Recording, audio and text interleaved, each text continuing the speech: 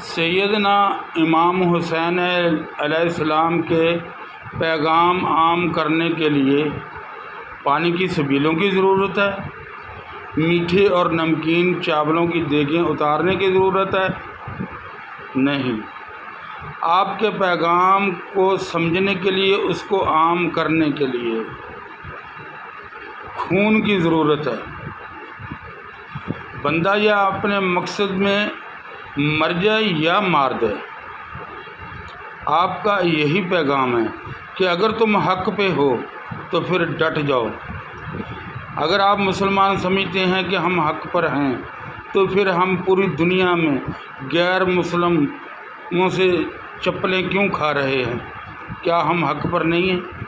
ہم حق پر ہوتے ہوتے بھی فرقوں میں بٹے ہوئے ہیں۔ ہم شیعہ ہیں، سنی ہیں، بریلوی ہیں، مسلمان نہیں ہیں، بدقسمتی سے۔